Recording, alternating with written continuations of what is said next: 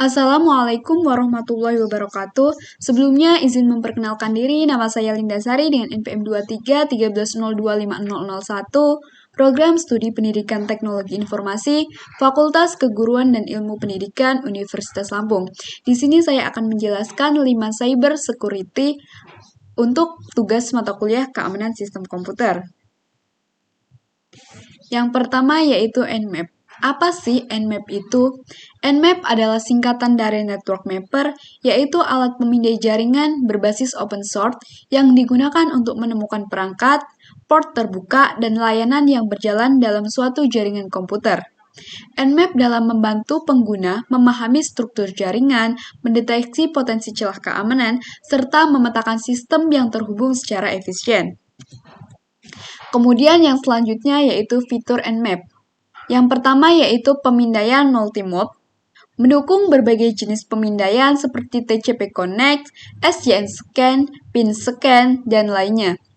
Kemudian yang selanjutnya yaitu mesin script Nmap atau yang disingkat dengan NSA, memungkinkan pengguna menjalankan script otomatis untuk deteksi celah, eksplorasi layanan, atau pengujian keamanan.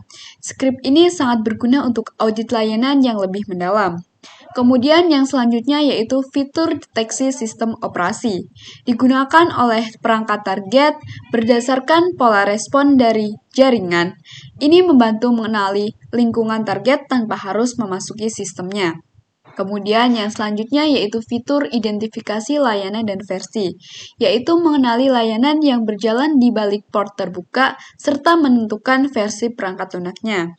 Fitur ini penting untuk mengetahui potensi kerentanan dari software yang perlu diperbarui.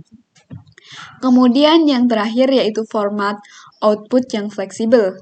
Hasil pemindaian Nmap bisa dieksplor ke dalam format teks biasa, XML, atau Gradle untuk analisis lanjutan. Kemudian yang selanjutnya yaitu contoh penggunaan Nmap. Memindai satu IP atau host, yaitu dengan Nmap A192.168.1.1. Perintah ini menjalankan pemindaian lanjutan untuk mengetahui sistem operasi, layanan yang berjalan, dan versinya. Kemudian, memindai beberapa port tertentu dengan Nmap P22,80,443 192.168.1.1. Perintah ini hanya akan memeriksa port 22 atau SSH, 80 atau HTTP, dan 443 atau HTTPS pada IP target.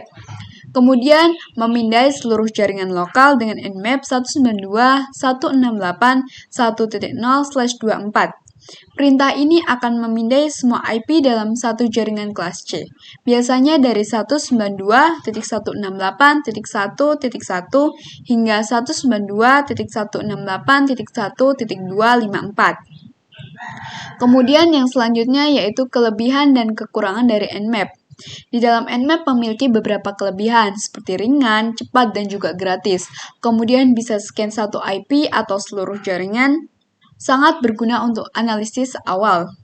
Kemudian di Nmap juga memiliki beberapa kekurangan seperti kurang akurat jika target dilindungi oleh firewall, bisa dianggap serangan oleh sistem keamanan atau IDS. Kemudian yang terakhir yaitu tampilan hanya bisa berbasis terminal atau CLI. Kemudian tools yang kedua yaitu Wireshark. Wireshark adalah tools untuk menangkap dan menganalisis data lalu lintas jaringan atau packet sniffing. Ini bisa melihat isi data yang dikirim, termasuk username dan juga password jika belum dienkripsi. Kemudian, cara kerja Wireshark. 1. Mengambil data atau data capture. 2. Menentukan filter tangkap atau capture filters. 3. Analisis data. Keempat, menerapkan filter tampilan. Yang kelima, inspeksi dan analisis detail. Kemudian 6, penyimpanan dan pelaporan. Fitur penting yang ada di dalam Wireshark. Yang pertama yaitu capture traffic jaringan secara langsung, filter protokol, HTTP, DNS, TCP, dan lain-lain. Kemudian bisa melihat detail data dalam paket, menyimpan hasil tangkapan dalam file .pcap. Kemudian kelebihan dan kekurangannya. Yang pertama yaitu kelebihan. Tampilan GUI mudah dimengerti, bisa dipakai untuk troubleshooting jaringan dan forensik. Kemudian yang terakhir yaitu mendukung banyak protokol. Kemudian kekurangannya, tidak bisa menampilkan data yang terenskripsi atau HTTPS, harus tahu cara membaca protokol jaringan, dan yang terakhir yaitu bisa membahayakan privasi jika digunakan di jaringan umum. Kemudian yang ketiga yaitu Burp Suite. Burp Suite adalah tools pengujian keamanan web. Alat ini bisa mencegat lalu lintas web dari browser dan digunakan untuk menguji apakah web rentan terhadap serangan seperti SQL injection, XSS, dan manipulasi cookie atau session. Kemudian fitur penting yang pertama yaitu proxy, digunakan untuk mencegah dan mengubah request. Yang kedua, repeater, yaitu mengirim ulang request berkali-kali. Yang ketiga, intruder, brute form login. Decoder, yaitu encode atau decode data. Kemudian yaitu scanner di versi Pro. Yang selanjutnya yaitu kelebihan dan juga kekurangan. Kelebihan yang pertama yaitu fokus pada celah keamanan web. GUI interaktif dan mudah dipakai. Yang terakhir, banyak digunakan di dunia bug bounty. Kemudian, kekurangannya yaitu yang pertama, versi gratis tidak bisa scan otomatis, harus setting proxy browser dulu. Kemudian yang terakhir yaitu hanya untuk web, tidak bisa untuk sistem atau jaringan. Kemudian, tools yang keempat yaitu Metasploit. Metasploit adalah salah satu tools paling powerful di bidang cybersecurity untuk melakukan eksploitasi kerentanan sistem atau vulnerability exploitation, pengujian penetrasi atau penetration testing, yang kemudian yang ketiga yaitu simulasi serangan terhadap sistem atau jaringan.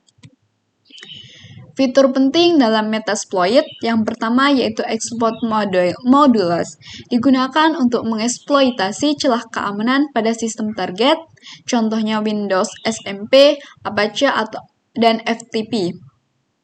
Yang kedua, pilots, kode yang dijalankan setelah exploit berhasil, contohnya reversal meter-preter. Yang kedua, auxiliary modules, untuk scanning, sniffing, DOS, dan brute force, tidak melakukan exploit tapi mendukung prosesnya. Kemudian yang keempat yaitu post-exploitation, tools yang digunakan setelah masuk ke dalam target atau ambil files, keyloggers, webcam, dan lain-lain.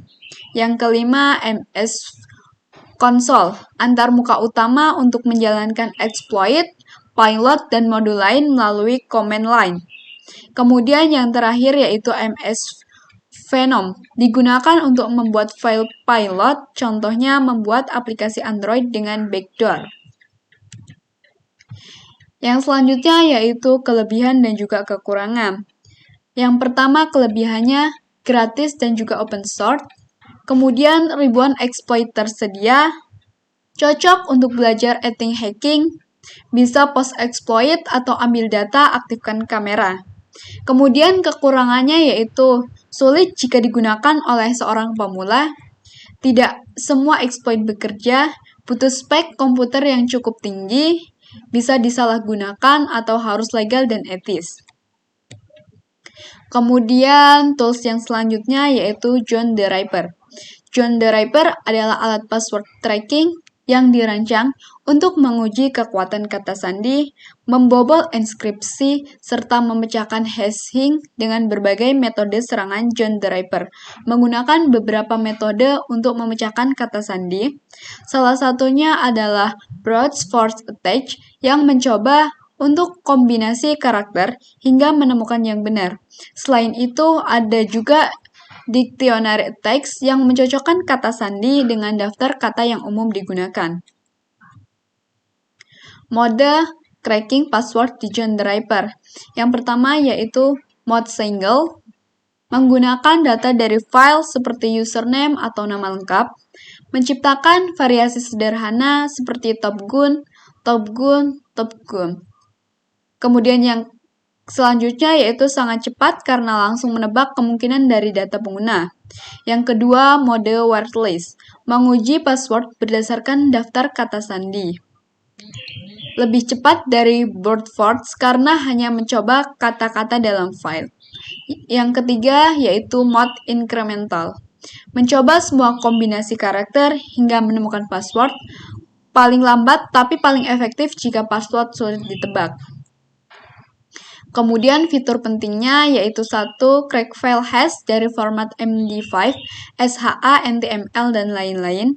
2. Wordless attach, mencoba password berdasarkan daftar kata. 3. Brute force attack, mencoba kombinasi huruf atau angka otomatis. Yang keempat, support banyak format, zip, PDF, Linux saduan file, WiFi, WPA, dan lain-lain. Yang kemudian yang kelima bisa dijalankan di Windows, Linux, Android. Kemudian kelebihan dan kekurangan. Yang pertama yaitu kelebihan, cepat dan juga ringan. Mendukung banyak format hash, bisa custom wordless. Kemudian tersedia juga di Termux atau Android. Kekurangannya yaitu tidak bisa digunakan jika tidak punya file hash, butuh wordless yang bagus agar cepat berhasil, tidak ada GUI atau pakai terminal atau CLI. Baik, itu saja yang bisa saya sampaikan, kurang dan lebihnya saya mohon maaf. Saya akhiri, wassalamualaikum warahmatullahi wabarakatuh.